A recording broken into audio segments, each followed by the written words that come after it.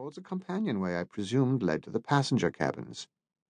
As I crossed the ship, my impression was of its size, the lofty structures of 3 masts rising high above me, cross-hatching the sky with a complicated pattern of wooden yards, held together with a web, yes, a web, I felt, of ropes and rigging. The bases of the masts were as wide as barrels where they pierced the deck. I thought peculiarly of candles pushed into a cake, and more than anything I tried to avoid the same wide-open cargo hatches into which stores were busily being lowered by winches. Men with sleeves rolled up were collected around these wells, guiding the bundles and barrels down into a hold that loomed unnaturally dark and deep, as if the soul of this bark was cavernous and without measure and, above all, hungry. Assailed by these images, I was relieved to descend the 5 steps of a companionway and find myself in a saloon that was calm and subdued, and more like the drawing-room of a country house than I had expected. A stove near the door had already been lit, so I gladly stood next to it, holding my hands over the warming plate, listening to the soft tick of the coals burning inside. It was a very peaceful room, panelled in smooth, honey-coloured oak, with cabin doors leading off it on both sides. A long, darkly polished table reflected a skylight set above it.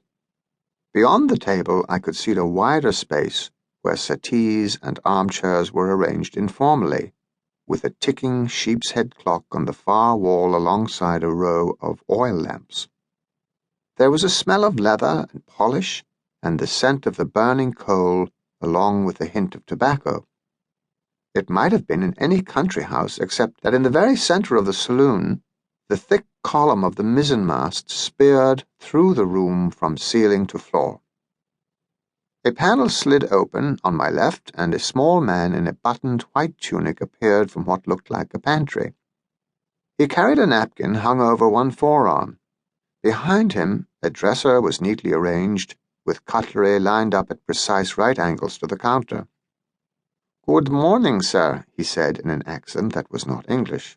"Are you Mr. Saxby or Mr. Bletchley?" "Saxby."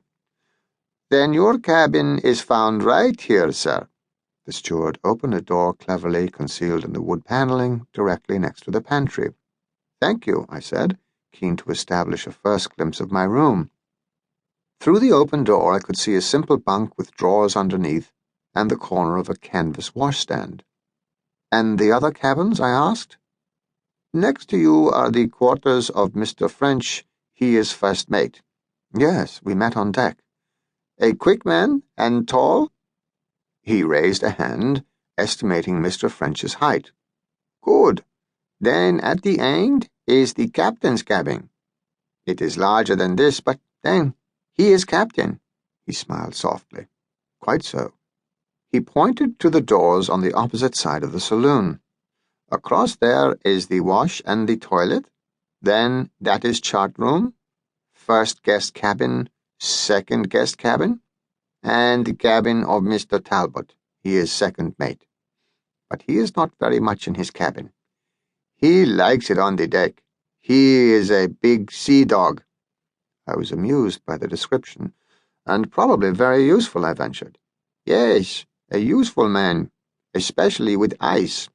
I stepped into my cabin and put my bag onto the bunk. "I have this list on the desk where it is written down the general arrangement for the meals and the drinks," he said, placing a finger on the list. "It is there."